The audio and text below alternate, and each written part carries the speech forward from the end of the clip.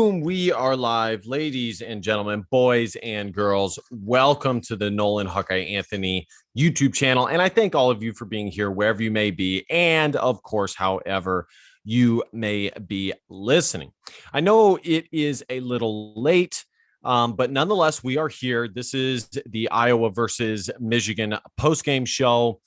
And to be honest, I mean, there's not necessarily a ton to get to with regards to this game. Michigan was in total control from beginning to end. Things got a little shaky. If you're looking at it from Michigan's standpoint, things got a little shaky towards the end, but that's about it. And saying a little shaky is not even accurate because they still were in total control of the game. And this is yet another example of Iowa's offense not being up to the task.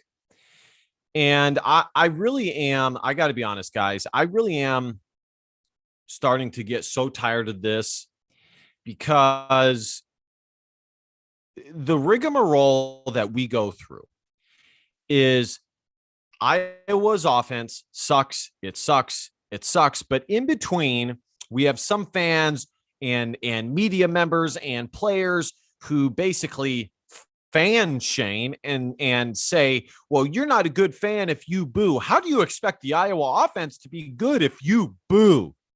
How do you expect the Iowa quarterback to finally be decent if you boo? And we go through that, and then we get to a point where against Nevada, it's okay, not great, average, but okay, got the job done. Against Rutgers, okay, the defense really got it done. Offense, okay, not great. And we're grasping at straws as far as pointing out the very, very small improvements that the Iowa offense has made. Because in all reality, us as fans, we do that because we are hoping with every ounce of our body that it is true, that the Iowa offense is improving ever so slightly. But it's not. It just is not. And I'm starting to get so tired of this because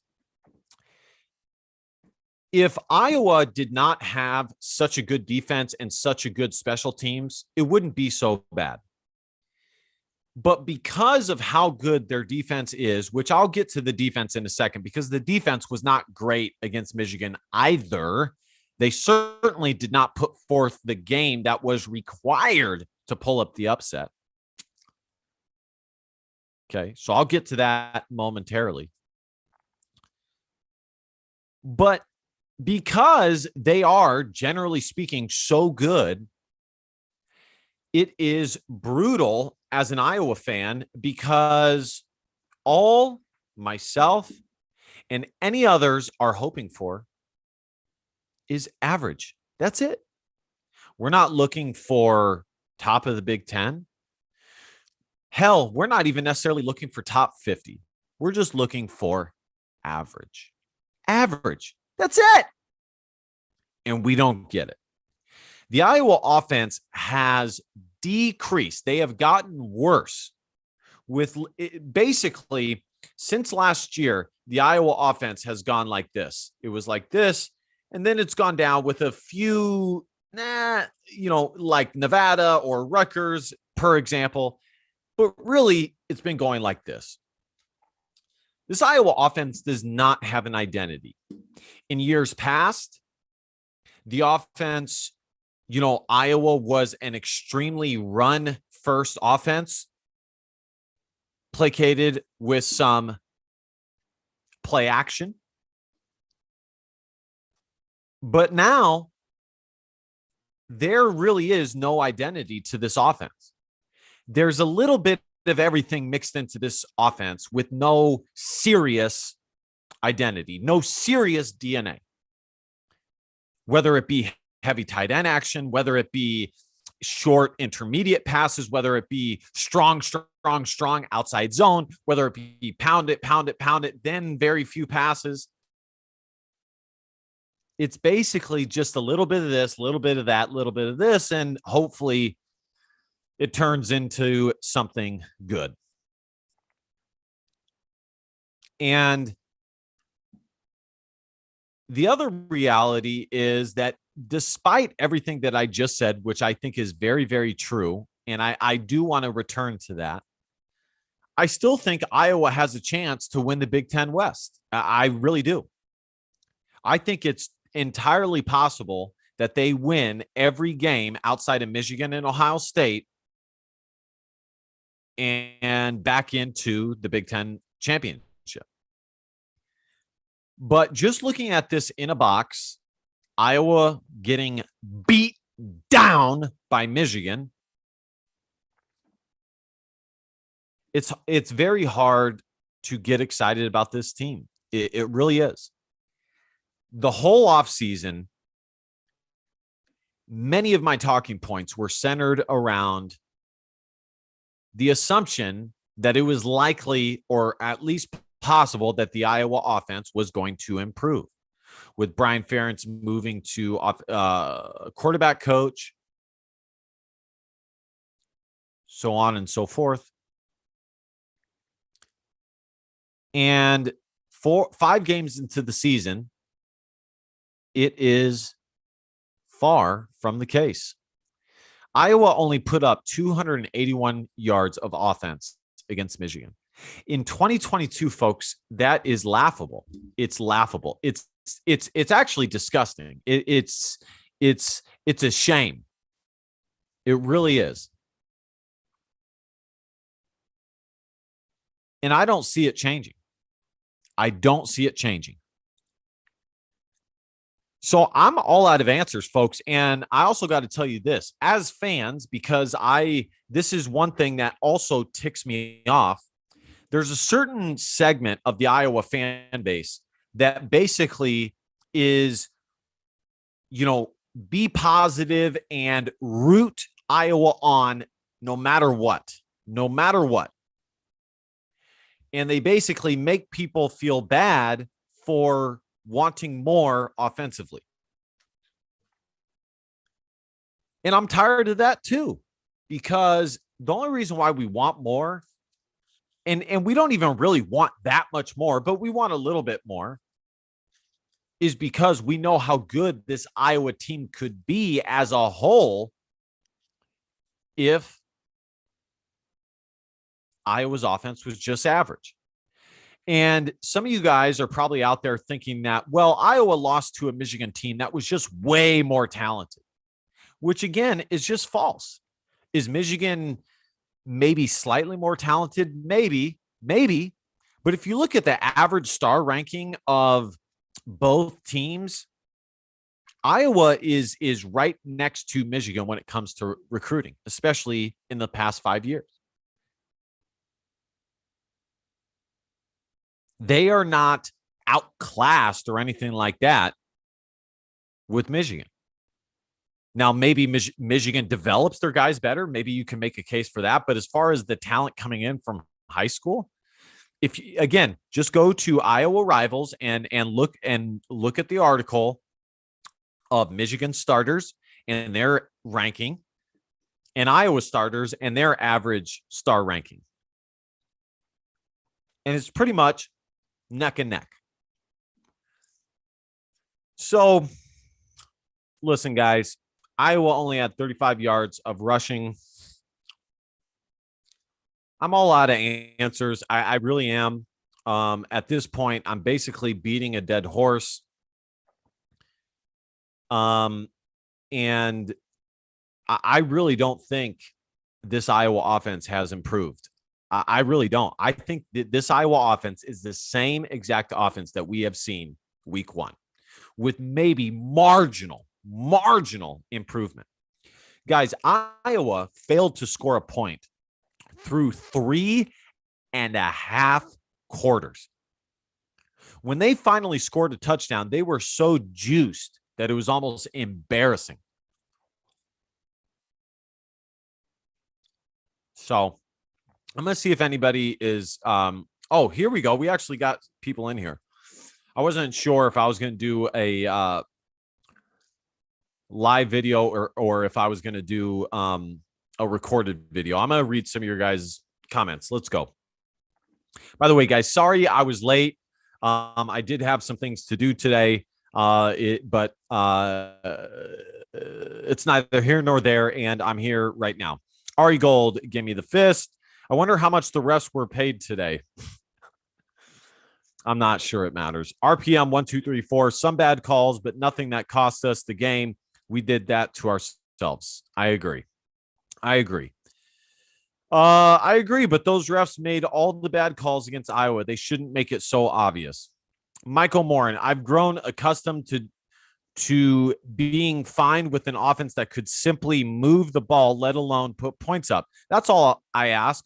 We don't need to put up 34 points per game, maybe just 24, but move the ball. Agreed. None of us are asking for anything more than average. And this Iowa offense is below average. Guys, some Iowa fans don't realize just how bad it is. Iowa is at the bottom of the entire FBS in offensive statistics, okay?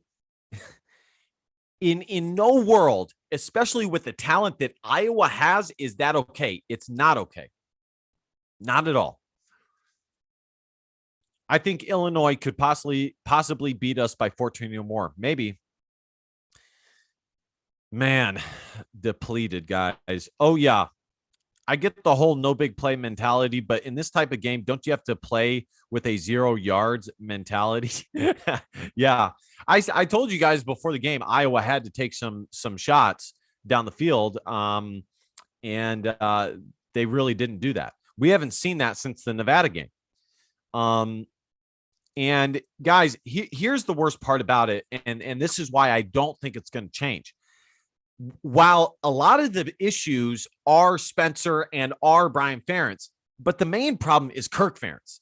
Kirk Ferentz is the one who tells Brian Ferentz how to prepare the offense. He's the one who tells Brian how to prepare the meal. And in Kirk Ferentz's mind, the only way that they can win is if they keep it close to the vest. And if they're, which is totally false, because if you look back at when Iowa beat Ohio State's ass, Iowa played totally loose and free. Imagine if we had CJB or Stanley in this offense. With this wide receiver group, we could easily score 28 a game. Agreed. I really do. Ari Gold, Petrus is going to be the starting quarterback until 2055. Man, I think he's done after this year, guys. I'm pretty sure he's a senior. I'm so ready for the Petrus era to be done. And it's not because I realize he's won a lot of games, and it's not him entirely that has won a lot of games. He's been a part of teams that have won a lot of games. And I'll give him credit for that. But it's just I'm ready for someone else. I think Iowa made a mistake digging their heels in so hard with Petrus, and they pretty much did that since last year.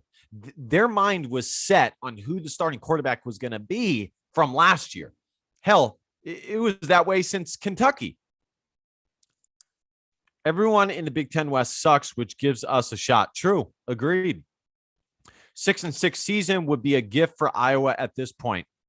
Lee B, basketball is on the way. Yes, I'm excited for that. At least Iowa's basketball team can score some points. Man, can they score some points? Yay! DJ Rudin, will Petrus use his COVID season to come back again next year? That's a good question. He might. I'm not sure if he has a COVID season, but if he does, it's certainly possible. It's certainly possible. I don't know for sure if he has that COVID year left, though. East Outdoor Food, is it unfair for the rest of the team to have the worst offense? No, it's not. Not one bit. If I was on that team and I was on defense or special teams, I'd be pissed. And I would be holding the offense accountable for their lack of production. And me personally, I'm done giving the Iowa offense excuses. And I'm done defending myself towards the Iowa fan base that basically says, well, we shouldn't boo. They're just kids. You know, they're trying their hardest. I'm done with that too. He has one more year because of the COVID, because of the coof.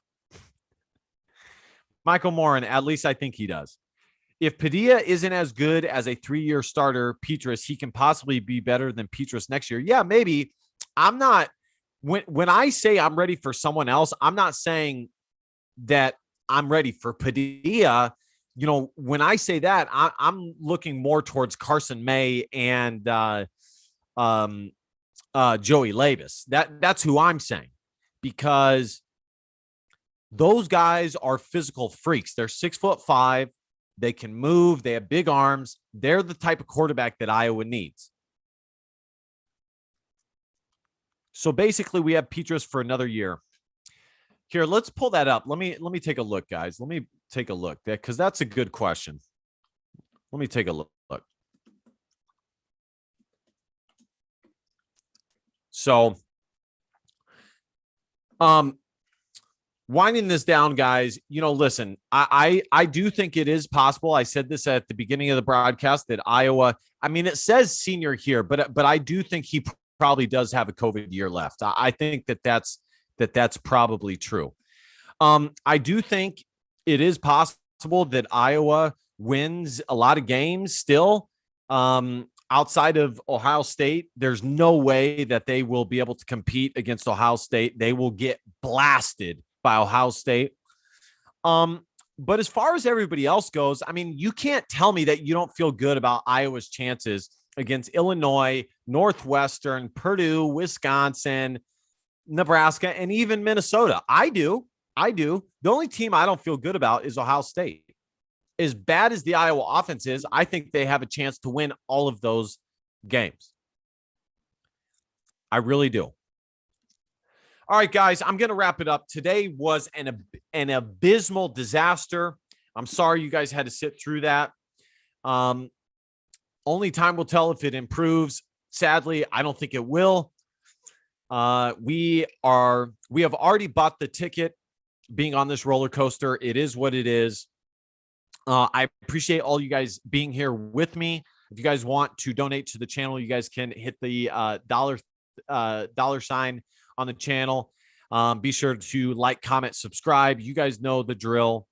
And again, I thank you guys all for being here. DBAP, don't be a pussy willow. In fact, our feelings, because your feelings don't matter. Love you guys. See you guys next time. Bye-bye.